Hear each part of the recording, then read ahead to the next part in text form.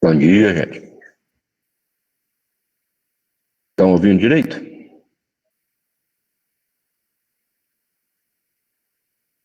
Ótimo.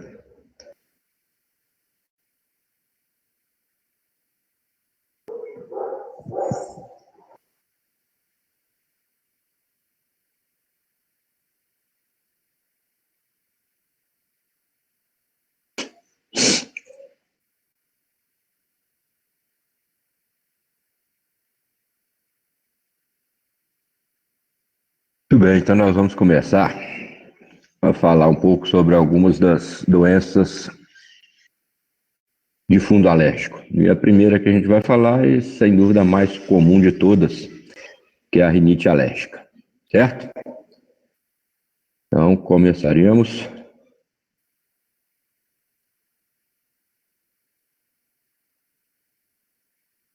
Vamos gravar.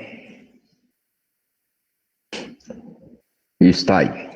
Com certeza na turma aí deve ter uma boa galera aí que é portadora de rinite, né? É uma das coisas mais comuns. Patologia muito benigna, sem dúvida ela é benigna. E talvez por isso, por ser benigna, ela costuma ser tão negligenciada, tanto por médicos quanto por pacientes. Muitos dos pacientes também dão pouco valor a ela, porque é uma doença que sabidamente não tem assim complicações muito graves.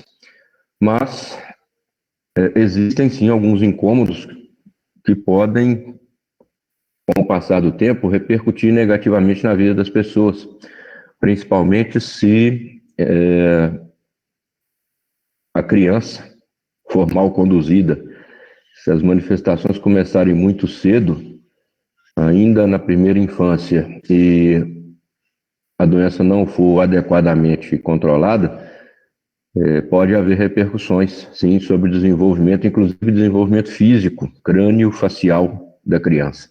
Isso pode trazer repercussões que darão sérios problemas no futuro.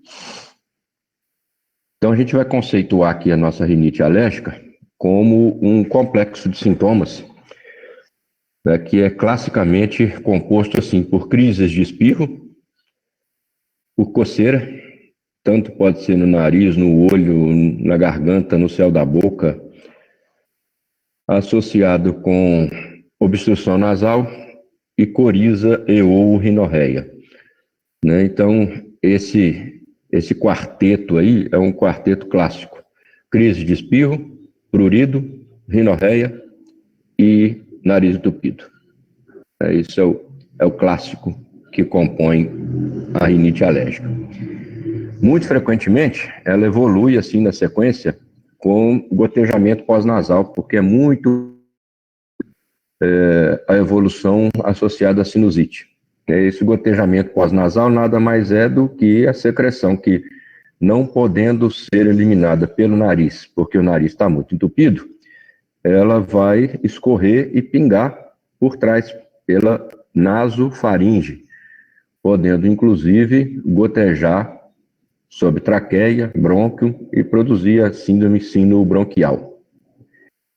Também evolui muitas vezes com tosse, porque a gente tem receptores para tosse que serão irritados em todo esse trajeto, especialmente em crianças, irritabilidade e fadiga. Vamos lembrar que essa rinite alérgica é uma reação aqui do tipo 1, ou chamada reação imediata, ou também dita reação reagínica. O que isso quer dizer para a gente? Isso quer dizer que, como a gente falou na última aula, as manifestações clínicas costumam se estabelecer muito rapidamente após o contato. Então, é daquela fase, daquele tipo de reação muito rápida.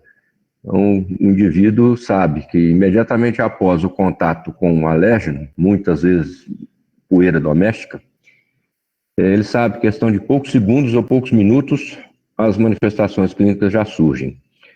Então, isso é por causa dessa associação com reação tipo 1, reação do tipo imediata. Então, é comum isso da gente perceber a instalação súbita ou muito rápida dos sintomas. Como ela é do tipo 1, é isso que está aqui, né? Que a gente resume aqui de novo. Os sintomas vão surgir quando o indivíduo que já foi previamente sensibilizado, então é necessário isso, né? Tenha tido lá no passado um contato prévio, ele foi sensibilizado, ele vai entrar em contato com antígenos, com alérgenos, né, transportados pelo ar. Típico na rinite é isso, né? É a inalação de antígeno. Então, esses antígenos que foram inalados, eles vão se ligar aos receptores de IgE. Lembra que na reação tipo 1, ela é classicamente mediada por IgE, imunoglobulina E. Essa IgE está presente na superfície dos mastócitos. Lembrando, de novo, os mastócitos são células importantes nos tecidos, né? São células que ficam na mucosa. E os basófilos, que têm função semelhante, mas que são células circulantes, eles não ficam em tecidos. Então, houve essa associação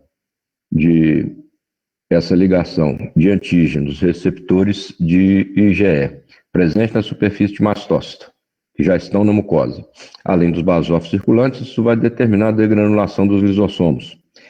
Degranulou os lisossomos, liberam-se os mediadores químicos que estavam armazenados, né? São mediadores pré-formados, já estavam lá armazenados dentro desses lisossomos. E a liberação desses mediadores químicos vai produzir a ocorrência das manifestações clínicas locais. Aqui, no caso, tudo muito local, né? Essa doença ela é bastante comum.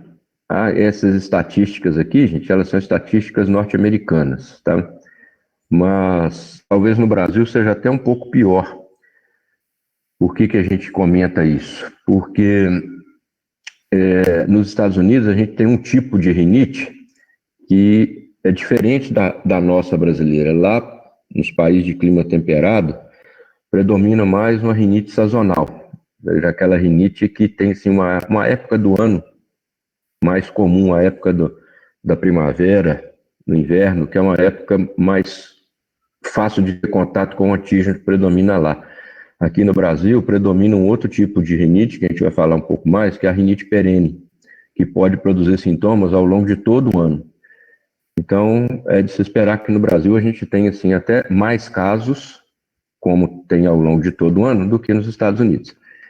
De qualquer forma, uma estimativa em torno de 2,5% das consultas médicas, de uma maneira geral, com um consumo de 2,5 bilhões de dólares anuais com medicamento e 1,1 bilhão de dólares no honorário, né? Então, quer dizer, lá não é mais fácil ganhar dinheiro lá, né? Porque doença simples de tratar e que o povo gasta dinheiro à vontade com isso, né? É uma doença que acomete principalmente a população de zona urbana. Isso é óbvio por causa do maior risco de contato com os alérgenos, né? 10 a 20% das pessoas, quer dizer, é bastante gente, né? Se a gente considera isso, algo em torno de 10 a 20% das pessoas, cada grupo de 100, umas 15 pessoas ter isso, é bastante coisa.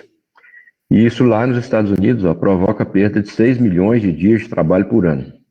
Isso aqui é meio exagerado lá, né? Aqui a gente não tem muito isso não por cultura. Se você considerar lá nos Estados Unidos, todo mundo que parou, que deixou de trabalhar pelo menos um dia por causa de rinite ao longo de um ano, se juntar todos esses dias trabalhados, esses dias perdidos, dá 6 milhões de dias. Aqui no Brasil, se o sujeito fizer isso, ele perde emprego, né? Então, aqui a estatística não deve ser tanto assim, não. Mas vale para mencionar que, apesar de ser benigna, é uma doença muito frequente e que, por isso, merece, sim, uma boa atenção da equipe.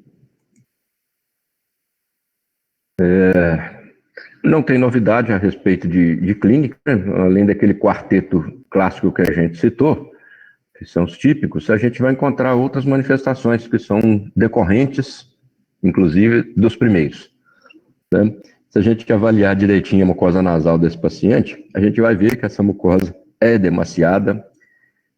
Na fase muito aguda, ela é pálida e ou azulada. Na fase crônica, ela vai ficar cada vez mais vermelha, mais eritematosa e vai ficando espessada, endurecida.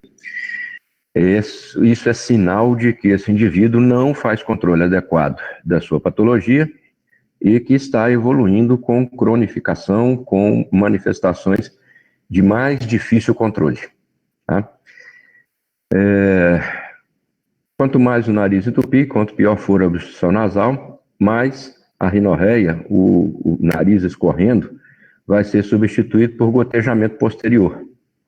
Então, mais gotejamento pela faringe, a gente vai ter aí uma secreção que desce o tempo todo, que vai irritar essa faringe, que vai espessar pela própria coceira, pelo pigarro, pela tosse, vai fazer um espessamento da mucosa da faringe, e essa mucosa pode ficar assim com um aspecto de calçamento de pedra, né? Fica todo marcado em quadradinho, como se fosse um calçamento dessas ruas de paralelepípedo, dessas pedras muito quadradinhas.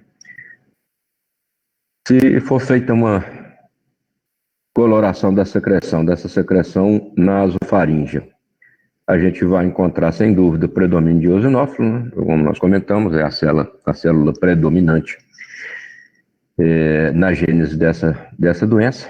Então, isso aqui é só encontrar o esperado, né? É o clássico. Isso vai nos ajudar quando precisar fazer diagnóstico diferencial com outras causas de rinite, que são bem menos comuns, né? Aqui nós temos outras manifestações que são bastante comuns nos pacientes portadores de rinite alérgica, tá? A gente vê aí frequentemente a prega nasal transversa, indivíduo que coça frequentemente o nariz, está sempre esfregando o nariz para baixo, para cima, para baixo, para cima, ele vai formando uma prega nasal, né? Em cima do nariz, assim, no dorso do nariz, vai ficando uma linha horizontal, assim, de tanto que ele, como se fosse uma ruga profunda, de tanto que ele coça o nariz e marca aquela região. Isso aí é um marcador de rinite maltratada, né? É um estigma de rinite maltratada. Nós vamos ver outros também. Outra coisa bastante comum é a respiração bucal. Esse aqui pode dar problema, né? Um indivíduo que convive com o nariz entupido o tempo todo é obrigado a respirar pela boca. Isso prejudica bastante o desenvolvimento, por exemplo, na criança, né? Uma respiração bucal numa criança vai prejudicar, inclusive, a formação da arcada dentária, induzindo uma má oclusão dentária, prejuízo no desenvolvimento da dentição, e a criança depois no futuro pode ter problema sério com isso. Inclusive ter que fazer tratamento ortodôntico ou às vezes até algumas cirurgias. Então isso pode ser um prejuízo. Outro estigma comum do doente portador de rinite é a olheira alérgica, né? Aquele indivíduo que tem aquela cara de cansado, aquela olheira mesmo, aquele olho de quem não dormiu direito, fica assim mesmo, meio crônico, essa manifestação local na pálpebra inferior fica mais inchada. Também pode acontecer aí, ó, quanto mais crônico for a evolução da doença, distúrbios do sono. Se um indivíduo tiver outros fatores, isso contribui até para a apneia, sinusite, otite e a perda do olfato, a anosmia, igualzinha do corona aí, né? Só que aqui crônico, irreversível. Então esses indivíduos, ó, vão ter inundação dos seios da face, inundação da tuba auditiva, o que favorece a colonização secundária e com isso o desenvolvimento de infecção, né? E pela lesão crônica da mucosa nasal, vai lesando receptores da mucosa e o indivíduo vai perdendo a capacidade de sentir os odores. Lembrar que essa doença forma a tríade das doenças clássicas, junto com a asma e com a dermatite atópica, que nós vamos discutir semana que vem, né? Então, a gente já vai mencionando desde hoje, como essas três doenças andam muito em conjunto, a gente hoje sabe que o tratamento de uma produz impacto no controle da outra. A negligência de uma delas dificulta o controle da outra. Então, muitas vezes, um indivíduo asmático, sem dúvida a asma é mais importante das três, né? Um indivíduo asmático que tem qualquer uma das outras duas em associação e que dá atenção para a asma, mas não se preocupa com o tratamento adequado da rinite ou do eczema, ele não consegue obter controle adequado da asma, enquanto ele não der a mesma atenção para a rinite e o eczema atópico, tá? Então é importante isso. Lembrar que o tratamento em conjunto, o tratamento de um melhora o tratamento, o resultado do tratamento da outra ou das outras duas, porventura o paciente tiver. Correto? Muito bem. Precisamos mencionar a respeito dessa reação Prime, que isso é muito importante na vida de um portador de rinite. O ideal seria não deixar essa entidade se desenvolver, mas infelizmente a maioria das pessoas, quando vocês forem ter contato, quando vocês pegarem paciente, já passou por essa fase, né? A maioria, sem dúvida. Então, infelizmente é assim. Mas é mesmo assim a gente precisa saber dela, porque nós vamos ver lá na frente que hoje em dia as melhores estratégias de tratamento são aquelas que dão repercussão sobre essa reação Prime. A gente vai ter que tentar, se não for possível evitar que ela acontecesse, a gente vai ter que tentar invertê-la com o tratamento farmacológico lá para frente. O que é essa reação Prime? Essa reação Prime diz o seguinte: indivíduos que são expostos aos antígenos com frequência vão precisar de cada vez menos antígeno para desencadear a crise. Tá? Então, é aquele indivíduo que no começo só tem crise quando entra em contato com uma grande quantidade de antígeno. Se é assim no começo e ele não se cuida, com o passar do tempo, cada vez menores quantidades de antígenos serão necessárias ou suficientes para desencadear a crise. Então, é como se ele fosse ficando cada vez mais hipersensível. Vai chegar um ponto em que ele desencadeia a crise sem ter percebido assim, um nítido contato com antígeno, com poeira doméstica, por exemplo. Então, quanto mais contato o indivíduo tem, mais sensível, menores serão as quantidades futuras de antígeno necessárias para desencadear nova crise. Ok? Então, isso é a reação Prime. Como eu falei, a gente tem vários tipos de rinite, né? O que vai nos interessar aqui são as rinites de fundo alérgico. Aí são essas duas, a rinite sazonal e a rinite perene. E entre as duas, sem dúvida, a que mais nos interessa é a perene, porque é a clássica do Brasil, da nossa região ou de países com clima semelhante ao brasileiro. Tá? Esse clima assim, é diferente dos países europeus e da América do Norte, por exemplo, que lá a gente tem assim, inverno congelante e verão é quente. As estações são muito bem marcadas, né? Então lá, nessas épocas de verão, as crises desaparecem, na época do inverno elas são mais frequentes. Aqui no Brasil não tem muito isso, né? A gente tem uma mistura de todas as estações do ano ao longo do ano inteiro. A gente tem calor, frio, chuva, vento, é tudo misturado. Então, aqui a tendência é que a gente conviva mais com sintomas ao longo de todo o ano. Então, a gente faz algumas comparações entre eles, mas lembrar que no Brasil a rinite perene é a que predomina. Então, essa sazonal, ó, a gente vai falar um pouquinho dela aí, é a clássica dos países temperados. É uma reação específica de mucosa nasal a inalantes, como isso aqui, ó, pólen e esporos. Por isso lá nos países de clima temperado, essas crises aparecem mais nessa época de floração. Então, é época de primavera, verão. Tá? Assim como a rinite nossa aqui, ela também pode ocorrer em qualquer idade. Predomina em crianças um pouquinho maiores, quando começa a fase escolar, e nos adolescentes. Tá? Então, esse tipo aqui sazonal é mais comum nos Estados Unidos por causa das características climáticas. Tá vendo? Lá até chama assim, febre do feno, febre das rosas, como menção a isso, aos principais causadores das crises, que são pólen e esporos das plantas, lá na época de floração. Então, é diferente do Brasil, que a gente vai ver que o antígeno principal não é isso aqui no nosso país. Os sintomas aí são iguaizinhos, ó. Aqui não tem nada de diferente em termos de sintoma, tá? Vamos repetir. Crises de espirro, então são os paroxismos, né? Espirros em salva. O prurido, coça nariz, coça olho, coça ouvido, coça garganta. É um jeito que se coça o tempo todo. A rinorreia aquosa, quer dizer, na verdade a gente pode até usar mais aqui o termo coriza, né? Quando ela fica mais espessada, cronificada, é que ela vira uma rinorreia verdadeira, né? Congestão nasal, então isso aí está formando o clássico da crise de rinite. E é comum, assim, pessoa com nariz entupido fica assim com rinolalia, aquela voz anasalada, né, meio fanhoso, né? Isso também é típico da obstrução nasal. Olha a comparação. Aqui, ó, nós temos então, o que nos interessa mais é essa rinite aqui, a rinite alérgica perene, que é a brasileira, né? Ela apresenta sintomas contínuos, então a gente tem assim, manifestações ao longo de todo o ano. Diminui um pouco na época de calor, mas não desaparece, né? Então aqui a gente tem sintomas que tendem a persistir por todo o ano.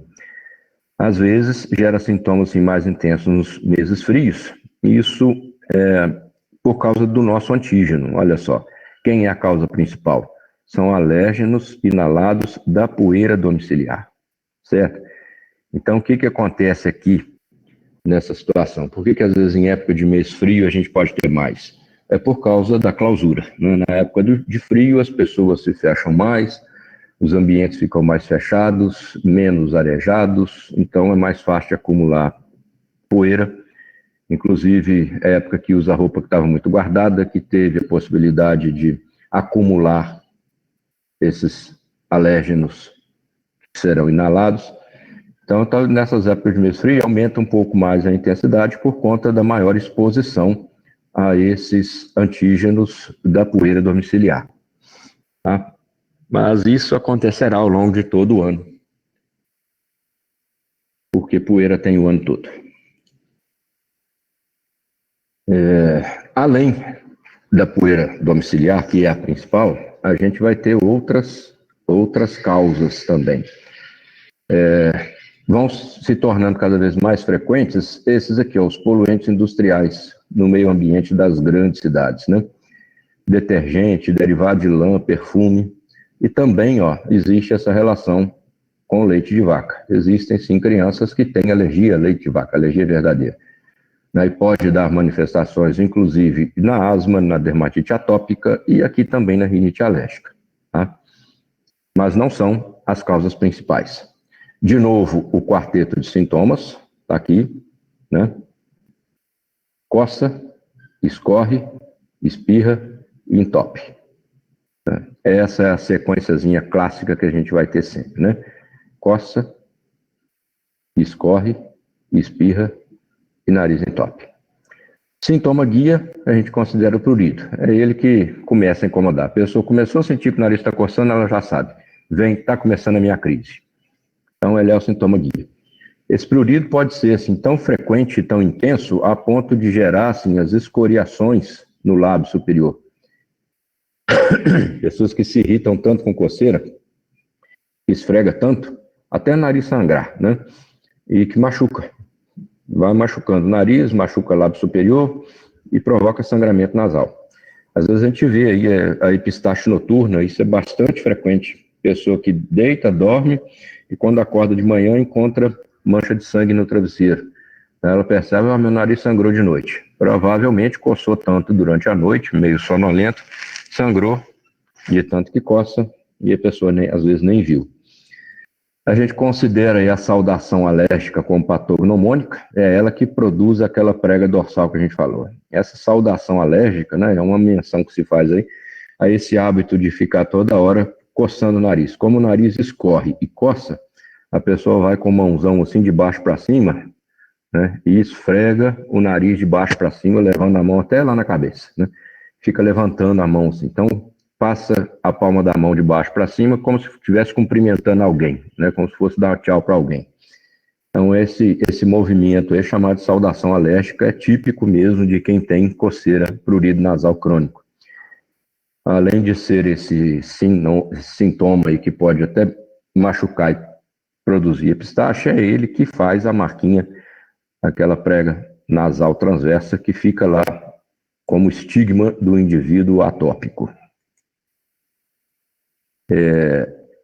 No começo é uma coriza, a secreção é fluida, é aquosa. Com o passar do tempo e vai gotejando pela orofaringe, ela vai se tornando cada vez mais viscosa, grossa, grudenta. obriga a pessoa a ficar raspando garganta ou pigarreando para tentar tirar aquela secreção de lá. Então, o indivíduo costuma ter sim pigarro frequente. Essa secreção mais espessa pode inundar os seios paranasais, né? Os antros maxilares são os mais facilmente inundáveis, né? Então, inunda esses seios paranasais, funciona como um meio de cultura para proliferação bacteriana. Aí vem a sinusite, com seus diferentes agentes causais, assim como otite, né? Secreção pela tuba auditiva também, além de obstruir a tuba, né? Dá aquela sensação de nariz de ouvido entupido, dá otite e, obviamente, prejudica até a audição da pessoa. A pessoa está com aquela sensação de que o ouvido está meio entupido, não está escutando direito, né? Então, é comum isso aí como complicação da rinite não acompanhada, não tratada. A obstrução nasal, ela predomina de noite, porque o indivíduo está deitado, né? Posição supina, favorece retorno venoso, então isso favorece a congestão venosa nasal. Então o indivíduo tem obstrução pior de noite. Deitou, está pior. Isso prejudica muito a respiração da pessoa, produz, como nós falamos, a nasalada, o venoso, que é a rinolalia. E isso contribui, inclusive, para a apneia do sono, principalmente se o indivíduo tiver outras comorbidades, né, tabagista, obesidade. Isso pode contribuir, então, para piorar a apneia do sono. E também vai prejudicar a capacidade de sentir o sabor das coisas, a hipogeusia, né? Tudo aquilo que a gente não consegue sentir cheiro, a gente também perde o gosto, né? Então dá uma hipogeusia secundária. Então, isso é típico de indivíduo crônico não tratado. As crises de espirro são mais comuns pela manhã e muito associadas ao lacrimejamento excessivo, né? Aquele olho que está sempre escorrendo. É a epífora, né? O lacrimejamento excessivo.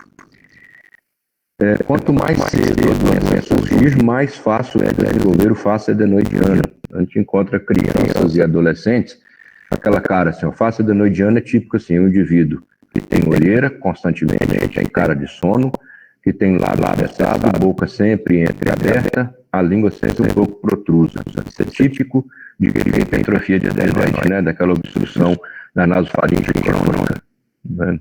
Então fica com esse face adenoidiano. Você fez já fiz a cara, coço o nariz aqui para mostrar a prega, como é que se forma a prega do nariz, tá? Fiz mesmo.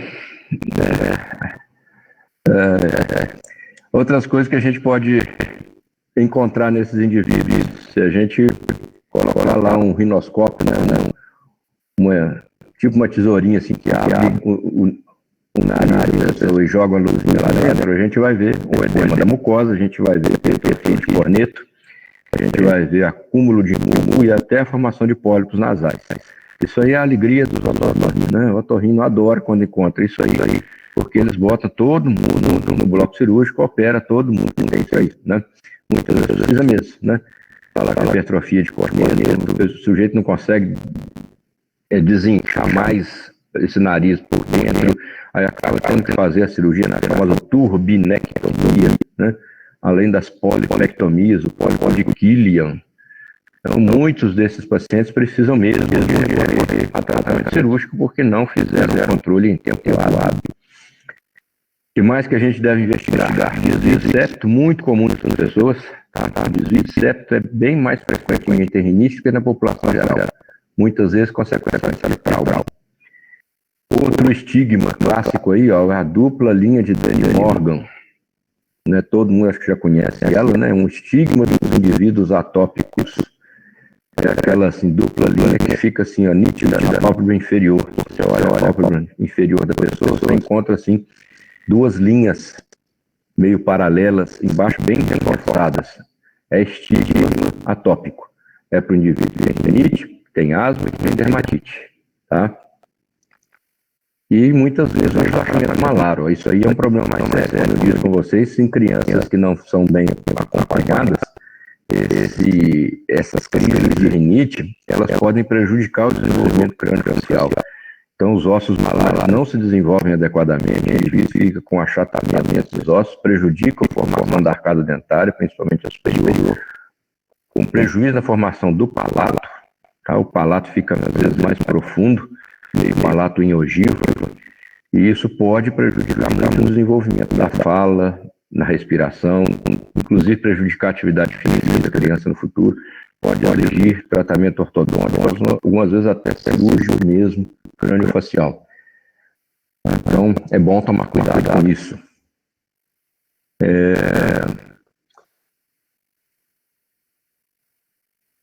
Falar em exames complementares, a gente é até bem pouco utilizado, tá? Na verdade, esse diagnóstico é eminentemente clínico e eminentemente assim, visual, né? É pela história clínica e pelo exame das vias aéreas superiores, né? Então, dificilmente a gente vai precisar de exames complementares, tá? Não tem muito valor, não. Fazer hemograma e ver eosinofilia não ajuda nada, né? Se tiver, eu já sabia, se não tiver, não descarta.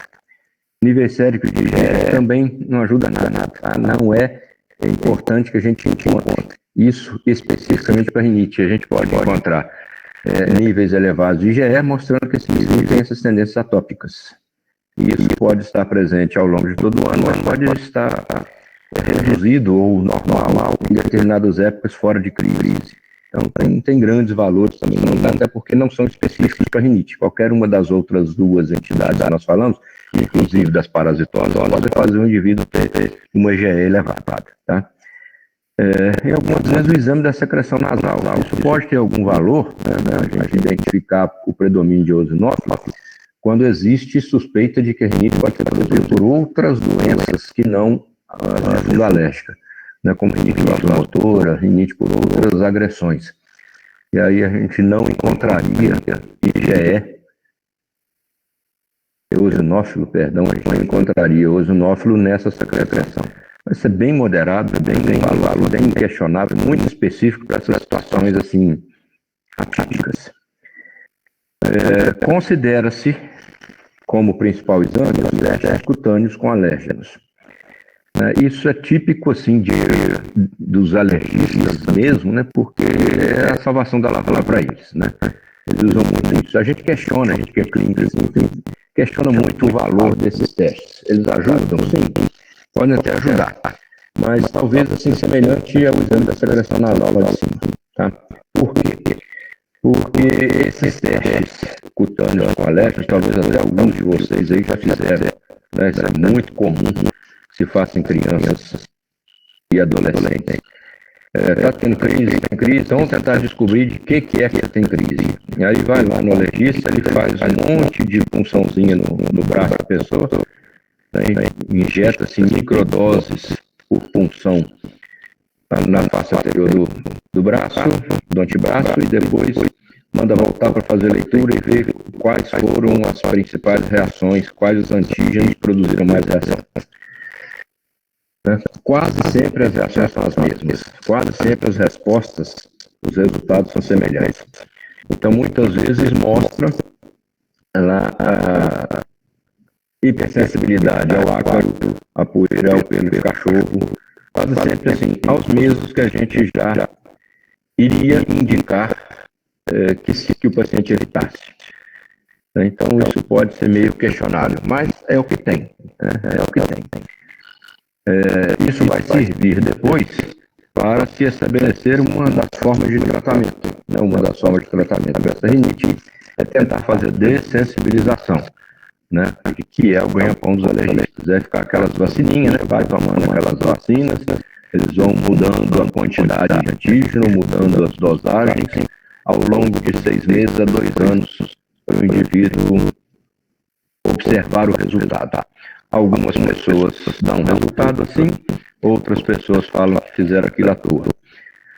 As que tiveram resultado costumam ainda ficar na dúvida, mas eu fiz esse tratamento, mas ao mesmo tempo eu fiz todas as outras estratégias de tratamento.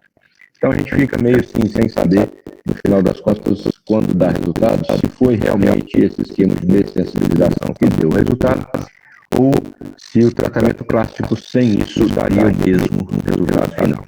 O fato é que, apostando nessa tentativa, vai ser necessário ficar esse tratamento 1 ano e meio, 2 anos, para chegar à conclusão, se funcionou ou se não funcionou. E a gente menciona um pouquinho isso no final, a gente já até adiantou o tratamento. E aí vamos falar agora especificamente sobre essas outras as etapas do tratamento do indivíduo com rinite. Talvez muita gente aí vai se identificar com essas etapas. Vamos lá, primeira coisa, controle ambiental. Sem dúvida, controle ambiental. Isso é fundamental, estratégia de prevenção, né, que é a forma de você evitar o contato com o antígeno que te provoca crise. Você tiver no semestre passado aula sobre asma, né, e deve ter tido lá as medidas de controle ambiental para asma. É um Ctrl+C, Ctrl+V. Né? Pega aquilo lá e copia e cola para cá. É a mesma coisa. Tá? Então é toda aquela história de cuidado com o quarto, cuidado com o piso, não deve ser piso de taco, deve ser um piso fácil de limpar, que não tenha fresta, não deve ficar, quarto não deve ter tapete, não deve ter bicho de pelúcia, cortina tem que tomar cuidado, acredito que tenha painéis ou persianas que sejam assim, mais fáceis de limpar, de lavar, não deve ter armário embutido, deve ter um armário que seja fácil de arrastar, de limpar por trás, e tem que ir por dentro e fazer faxina. Quando vai fazer a limpeza da casa do quarto, o alérgico deve sumir para a rua, né? Não deve varrer a casa sem passar pano molhado, para ficar levantando aqui, tudo isso, né? É aquela roupa que fica guardada, não vai tirar do armário depois de um tempo guardado, sair usando, tem que ficar lavando, né? Guardar tudo que puder em plástico para evitar acúmulo de poeira, tudo aquilo que valia para asma vale aqui de novo, tá? Então é copiar, colar. Tá? Em termos de medicamento, vamos lá, vamos falar primeiro sobre medicamentos de uso nasal, aquilo que a gente vai poder usar no nariz. Esse aqui é um problema sério, tá? Porque isso aqui faz com que a maioria das pessoas acostumem com isso aqui, os descongestionantes. Eles podem ser utilizados, mas teria que ser sim, com um controle rigoroso. Por quê? Porque descongestionante nasal, esses remédios sem se borrifam no nariz para desentupir. E realmente eles funcionam quase imediatamente. Né? Desentope o nariz, desentope. Eles são vasos constritores, fecha esses vasos que estava tudo dilatado, então a mucosa desincha, o indivíduo respira. Certo? Então são esses a base de oxametazolina, nafazolina, né? Tudo que a gente compra livremente em farmácia hoje. Né? O grande problema disso é que as pessoas costumam viciar, entre aspas, nesses produtos. Como eles dão esses resultados do nariz na hora, o indivíduo começa a carregar isso no bolso e vai usando isso várias e várias vezes. E vai incorrer nesses dois problemas, que são taquifilaxia e rebote. Tá? O que é a taquifilaxia? É aquilo assim, é a necessidade de usar cada vez doses maiores e mais frequentemente para obter o mesmo resultado. Então, se no começo ele dava uma borrifada, ficava com o nariz desentupido 12 horas, com o uso frequente, vai passando para 8 horas, 6 horas, 4 horas, depois 4 de hora em hora ele está jogando remédio no nariz para o nariz permanecer desentupido. Então, isso é um problema sério. E a outra coisa é o rebote. O que é o rebote? Indivíduo que usa uma dose alta de remédio e depois para, o nariz vai entupir o dobro do que estava no começo, como rebote do fim do efeito vasoconstritor. Isso faz o quê? Obriga o indivíduo a usar de novo. Então, uma coisa puxa a outra. A taquifilaxia e o rebote, eles andam de mãos dadas. Por isso, a gente tem que orientar essas pessoas a restringir o uso de descongestionante a poucos dias no começo do tratamento efetivo. Nós vamos falar de outras drogas, que são drogas para uso crônico, que vão dar controle satisfatório da doença, sem que o indivíduo fique viciado em descongestionante nasal. Okay? Então, o máximo que a gente permitiria é que esse indivíduo usasse por 3 a 5 dias, que é o tempo que os outros medicamentos vão exigir para produzir os efeitos que a gente espera. Então, ficaria restrito a esse período de descongestionamento. A gente tem outras duas drogas aí são coadjuvantes no tratamento, que é o cromogap de sódio e o nedocromil. O nedocromil a gente já está sendo mercado, foi retirado do mercado. Se ele voltar no futuro, vai ser para fazer mais ou menos a mesma coisa que o cromglicato faz. Muito coadjuvante hoje em dia, porque essas drogas assim, exigem muito tempo para produzir resultado e exige uso frequente. E isso faz com que ninguém tenha facilidade para fazer tratamento. Hoje é possível encontrar o cromglicato de sódio no mercado. Ele é comercializado pelo nome Intal, I-N-T-A-L. Tá? É um laser também, que serve para quê? Para o indivíduo usar frequentemente, mesmo fora da crise, para ser usado principalmente fora da crise, para tentar aumentar a estabilidade das membranas dos mastócitos e dificultar a irritação ou degranulação de mastócitos. Então, a tentativa com essas drogas seria isso. O indivíduo vai aplicando no nariz frequentemente, né? Gasta tempo, gastaria até entre 1 mês e meio e 2 meses para ter efeito pleno, ninguém tem paciência de esperar isso. Por isso a droga não vingou, né? Ela não é muito lembrada hoje. Mas o objetivo seria que as pessoas vão aplicando isso para estabilizar bem os mastócitos, torná-los mais resistentes à estimulação e assim o indivíduo não ter crise com qualquer quantidadezinha de antígeno, certo? Então, esse seria o objetivo. É uma possibilidade. Se o indivíduo estiver bem animado e seguir bem a risca, tiver paciência para esperar aí até 2 meses para ter resultado, vai ser um coadjuvante. Não é base de tratamento, mas é um coadjuvante. Okay? E sem dúvida, a base de tratamento é feita aqui, tá? Esse aqui é o tratamento mais utilizado e mais eficaz, os corticoides inalados. Da mesma forma que tem aquelas bombinhas para asma, que o sujeito põe na boca e dá aquele jato e faz aquela inalação profunda, a gente tem corticoides melhores preparados assim, para nariz. Né? Então a gente vai borrifar no nariz. Esses são os medicamentos hoje em dia mais indicados para controle crônico. Por quê? Porque eles conseguem restringir até 75% de ação de histamina, aumenta limiar para desencadeamento de nova resposta alérgica, o seu uso crônico produz isso. Então, isso aqui é mais eficaz do que o Intal. Esse aumentar o limiar para o desencadeamento de nova crise significa combater aquela reação prime que a gente falou lá no começo, concorda? E agora a gente tem uma droga que, com o uso crônico, torna o indivíduo mais resistente à estimulação, a gente está combatendo aquela reação prime. O indivíduo não vai ter crises com tanta facilidade como estava tendo antes do seu tratamento. Tá? O efeito terapêutico nem comparação com as drogas utilizadas no mastócito, né? A outra demora 1 mês e meio, 2 meses para ter efeito. Aqui a gente tem efeito terapêutico de 3 a 5 dias. É exatamente por isso, por esse prazo de 3 a 5 dias para efeito de corticoide, que a gente diz que o uso de vasoconstrição nasal deve ser restrito a esse período. Então a gente espera que comece o tratamento com os dois juntos. Nos primeiros 3 a 5 dias, o indivíduo pode manter o seu nariz desentupido com o descongestionante. Depois de 5 dias, ele não deve mais precisar daquele descongestionante, porque aí a gente já vai ter o efeito desses corticoides nasais, produzindo essa vasoconstrição, o efeito anti-inflamatório, e aí estabilizando o indivíduo sem ter necessidade de correr de novo aquelas drogas lá. Então, esse é o fundo do tratamento. O corticoide inalado, assim, a gente fica muito tranquilo com ele. Por quê? Porque é feito colateral, assim, quando tem essa eletricidade local, e não tem efeito colateral sistêmico, que são microdoses para serem absorvidas pela mucosa. Então, assim, pensar em prejuízo para efeito sistêmico é bobagem, a gente não tem problema com isso. Por isso os corticoides são feitos mesmo para uso crônico. Esses indivíduos vão começar a usar, sim, ainda durante a crise, enquanto ele está saindo dela lá, e vão ficar usando isso depois, ó, ao longo dos meses ou anos subsequentes. É para fazer assim mesmo, tá?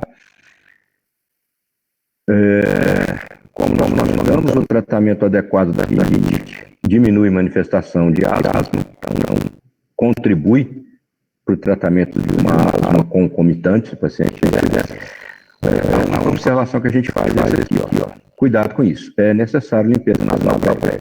A absorção desses corticoides locais, gente, ela depende da mucosa do nariz estar limpo, tá? Então, esse indivíduo deve primeiro lavar o nariz com bastante soro fisiológico, assoar bem o nariz, limpar o máximo possível, tá?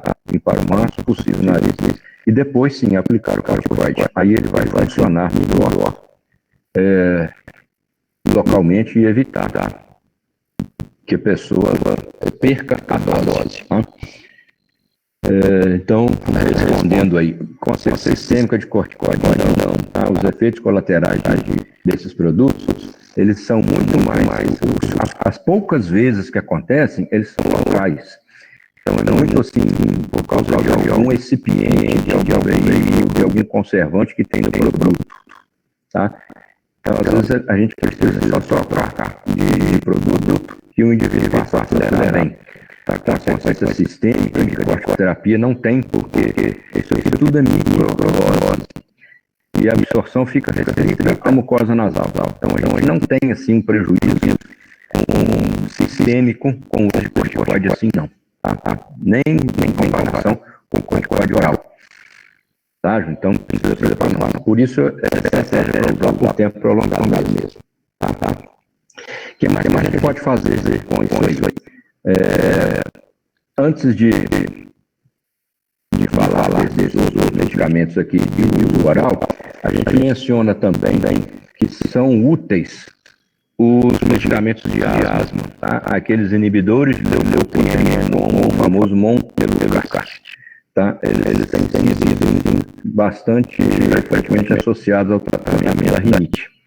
Se tiver asma, então aí duplamente. Mas mesmo que não tenha asma, o uso de montelukast, né, 5 mg, 10 para 12 dia, também por meses e meses de tratamento, ajuda a estabilizar mais a clínica desse doente e evitar novas crises, tá?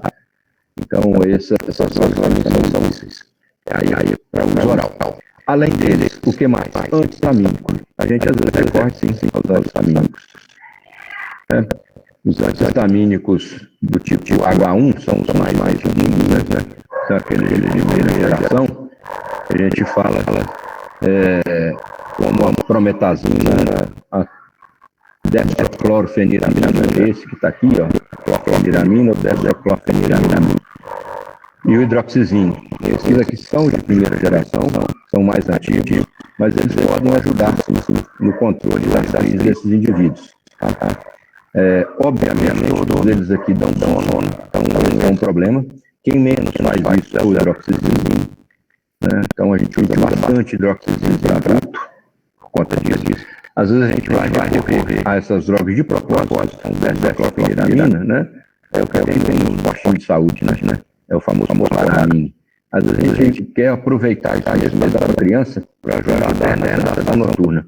Muitas vezes é necessário isso mesmo, aquelas crianças altamente irritadas, dificuldade para dormir, às vezes para aproveitar então esse efeito colateral. Tá? Então, esses aqui são drogas de primeira geração, né? Então, a diferença entre eles e os mais novos é isso aqui, ó, é a não especificidade para receptor. Atua tanto nos centrais quanto nos periféricos. Então, atuar nos receptores centrais significa atravessar a barreira encefálica e produz sedação. Tá? Lembrar que essas drogas eles são antihistamínicos porque ocupam receptores de histamina, não porque interferem na produção ou liberação de histamina. Ninguém faz isso aqui. Tá? Não tem nenhum histamínico que impeça a liberação de histamina. O que eles fazem é competição. Compete com a histamina pelos receptores e não deixa a histamina funcionar. Mas ninguém limita a produção e liberação de histamina. Tá? Hoje são mais usados aqui, os famosos segunda geração, né? São mais usados, essa família aqui, né? Da loratadina, cetirizina, ibastina, fexofenadina, pinarina e os seus derivados, né? Hoje a gente tem aí desloratadina, vai surgindo derivados das drogas. E tem características farmacológicas e clínicas, poucas diferenças entre eles, tá?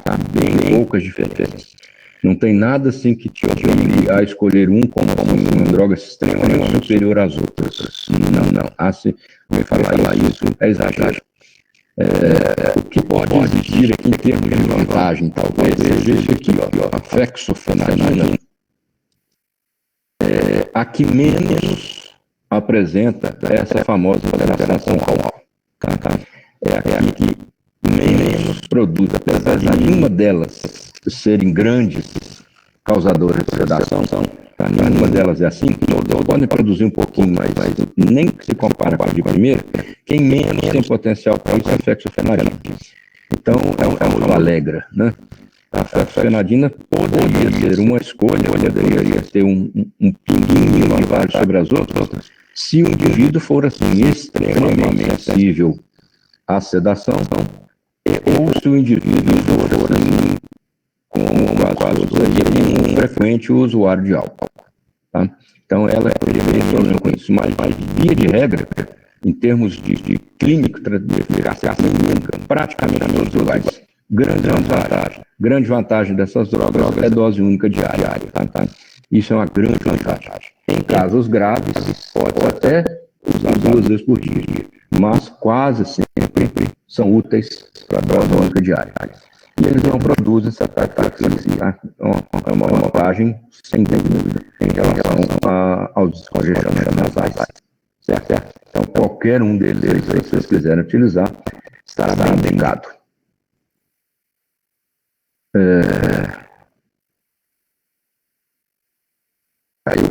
Não. Vamos lá. Então, comentamos aí a respeito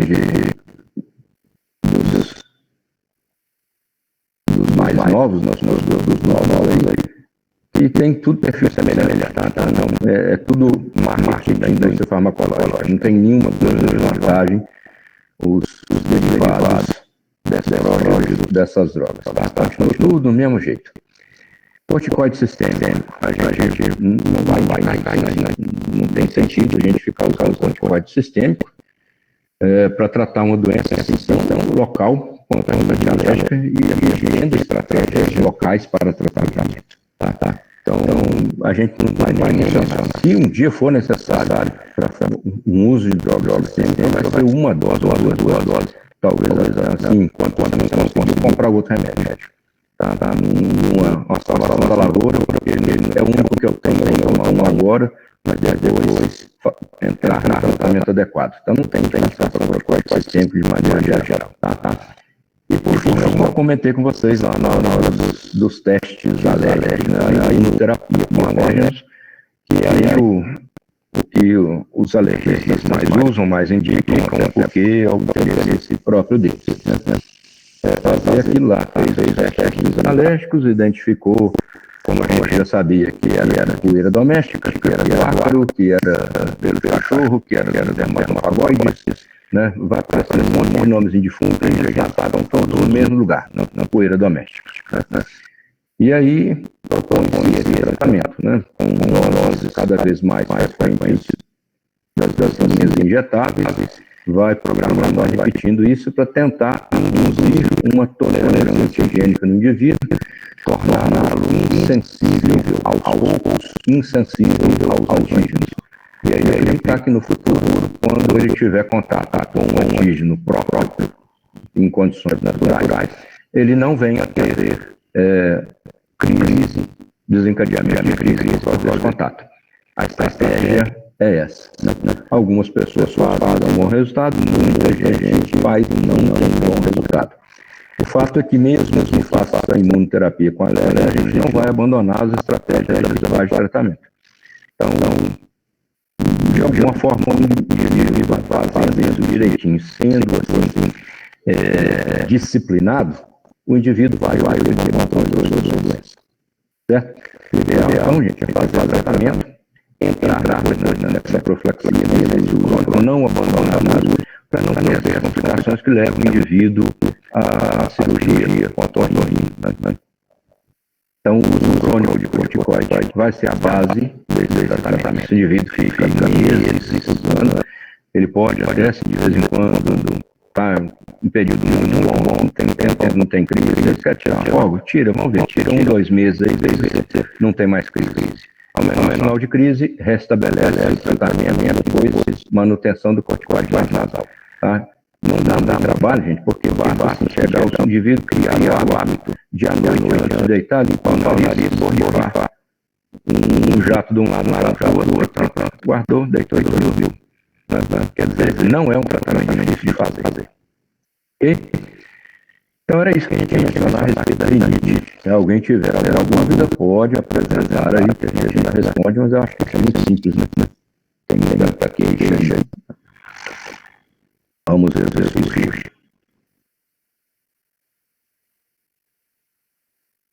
Corticoide mais usado. Gustavo, tem muita diferença, né? Tá? Usa-se muito hoje a triamcinolona e a budesonida. Tá? Mas qualquer um. O que tiver disponível no mercado. Hoje é assim, a frequência de uso de triamcinolona, budesonida, Nasonex, Avamis, Budecorte Aqua, Budesonide, tá? Não tem. Qualquer um. O importante é o uso disciplinado. Tá? Em termos de resultado de eficácia, vai ser muito semelhante ao longo do tempo. Ok? Mais algum questionamento? Podemos encerrar.